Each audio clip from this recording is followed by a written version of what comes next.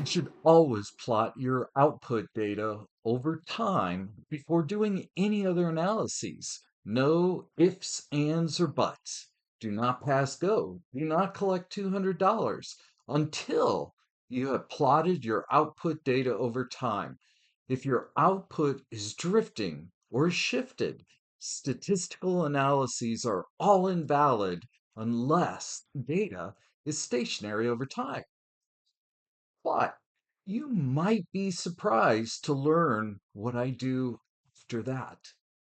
Now, what we are taught in class is to plot histograms, box plots, scatter plots, maybe matrix plots if you're really savvy, correlations, stratify the data. Now, all of these stem from what was known as the seven tools of quality. They solve many, many problems. All of these tools should sound familiar, no? But they all make an inherent assumption. They all assume that the data comes from a single population. Even if you stratify the data, each strata comes is a single population. The realities of business are that there are many interactions. Nothing is linear, nothing is perfect. It's all messy. Unless you have one or two inputs and an output, it gets ugly very quickly.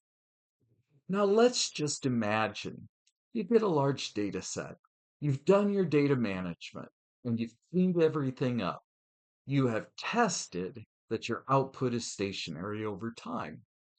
Now you begin what we've taught you to do.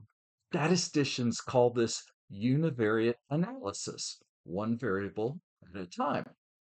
However, the world of business is what statisticians would call multivariate. You can't analyze one variable at a time and expect to uncover the secrets of the data. There are too many nuances and intricacies. So, what do? I immediately go to part classification and regression trees. Whoa, Kevin, I hear that's really high end stuff. Well, yes and no. Chart was designed about 45 years ago. It is designed to overcome all of the assumptions with data and show you what is possible, what possible relationships exist with the data. So let's start with a super simple example. You have a set of XY data. You can see by this graph that it isn't linear. The first part of the data has one slope, and then the slope changes at given points. Statisticians call this piecewise regression. And for simple data sets, you can actually do this quite easily. But when you start adding in a lot of variables, you can't see the data anymore, especially as you mix continuous and categorical data together. It's just too much for the brain to comprehend. Classification trees deal with categorical or discrete outputs, and regression trees deal with continuous outputs. Either model will accept as inputs both discrete and continuous variables. Now, unlike regression, where you care deeply about multicollinearity, Hart doesn't care. It doesn't really care about anything except the assumption that your data is stationary over time that it was collected. So here is why CART is your go-to tool. It shows you where there are possible relationships. If it doesn't show you a relationship, there isn't one. Now think about that. You could spend hours and hours pouring through the data looking for that needle in a haystack. Or you could just run an analysis and it would tell you exactly where that needle is in the haystack. And it can tell you there are no needles in that haystack if there are no relationships. So let's look at some simple examples. And while we're going to engine room, please like and subscribe down below. So I have a data set, and this is a very simple data set. There's a job shop, and they take in a bunch of different jobs, and they have a bunch of different salespeople that write up these orders, and there's different types of job definitions that they work on. As they work on a project, there's either issues with the project or it's straightforward. And before everything starts, they quote sales price. This is how much we're going to charge to complete this project. The first one, $16,045. And then it turns out that they based that based upon a hope that they would get 40% margin. But then we analyzed what were the actual labor costs and what were the actual material costs, not what the original was, but these were the ones that actually came in. And so we can measure either the dollar margin, or in this case, what's truly important is the percent margin. And the company had a 40% target for margin. Now, that final column, I'm going to show you, I can do this problem one of two ways. I can use the actual data, which is that column that says margin, or we could convert it into categorical data, and it's saying it's a low risk product, which means margin super high, medium risk, probably margin is in that 20 to 30% range where we're getting something, but it's getting close to not profitable, or high risk where we lose money. Now, when I solved this problem originally, I didn't use the risk column, but for purposes of this video, I'm going to do it both ways so you can see what happens. So I've already run the cart for both of these. And so what you will find out is when you run cart, it looks like a mess. And when you get a mess, that's a great thing.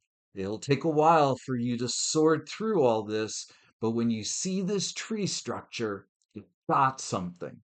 Now, over on the left-hand side, there's a bunch of interesting information.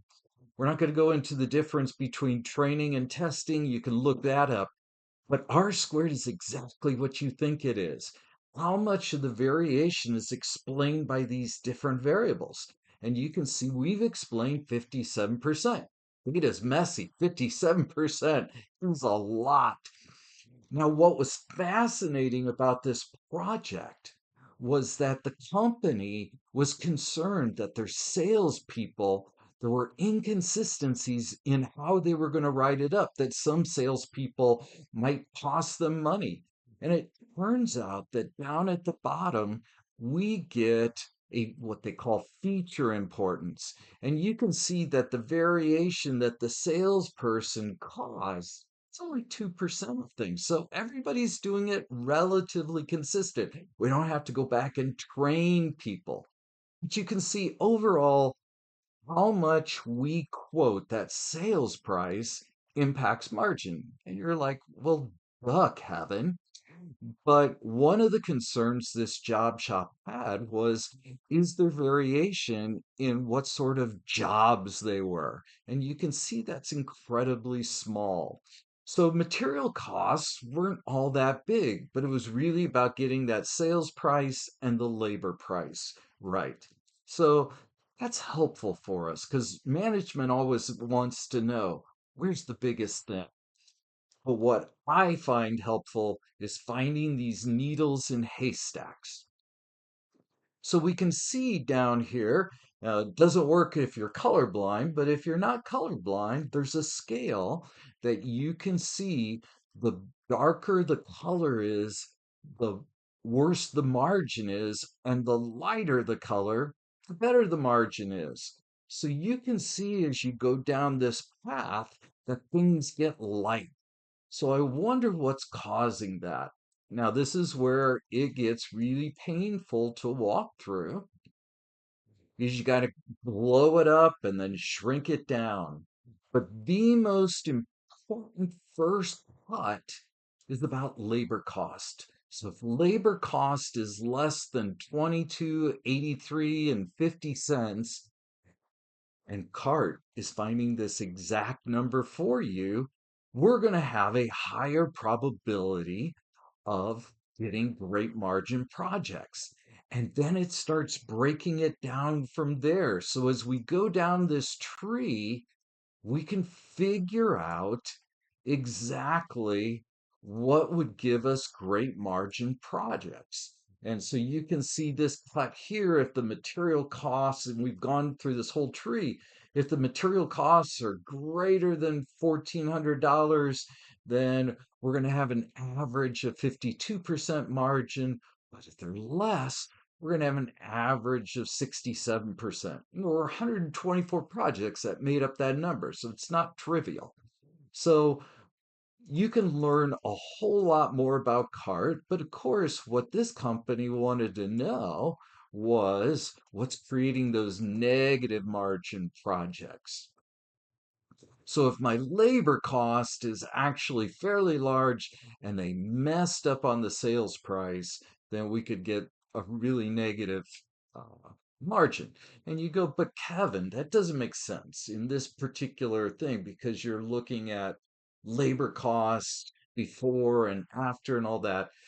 Goal is following the tree for your data and seeing what it tells you.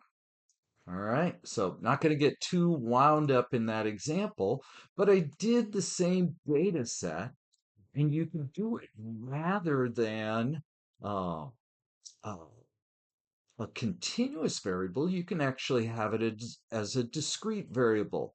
And here, low risk in this case would be high margin projects, and then the high risk would be low margin projects. So you can see different colors.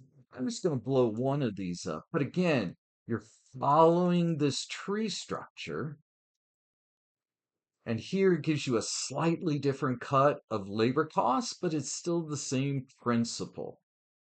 So if we get down eventually to the end, we can find out that if we have followed all of this and our material cost is greater than a certain amount, then it's most likely it's going to be a medium risk project. And if it follows this path, it's going to be a low risk. How important might that be? Is it absolute? Absolutely not. So you can see here, if we follow this path, there were 11 projects. The majority of them were medium, but we had some that were low and some that were high, right? So data is messy. So those were examples that worked really well. But I'm going to show you an example of where sometimes this is super helpful.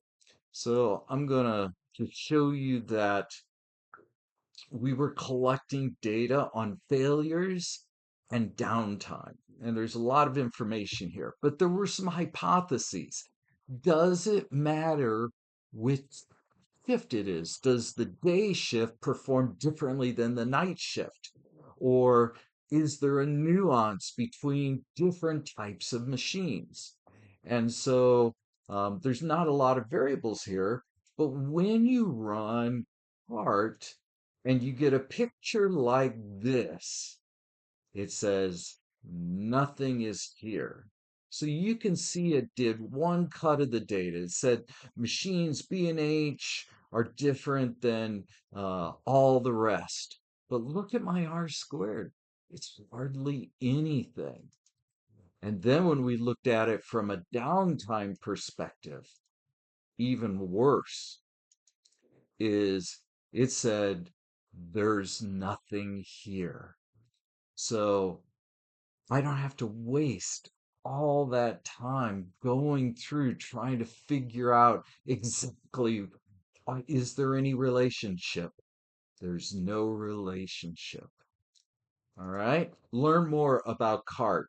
It's my go-to analysis. So if you're in the business of data mining or trying to find relationships and possible cause and effect, you need to add CART to your arsenal of tools. The larger the number of variables, the more invaluable this analysis is for your success. My tagline resonates especially in this episode. The streets are messy, and so is data. But remember, there's always a way.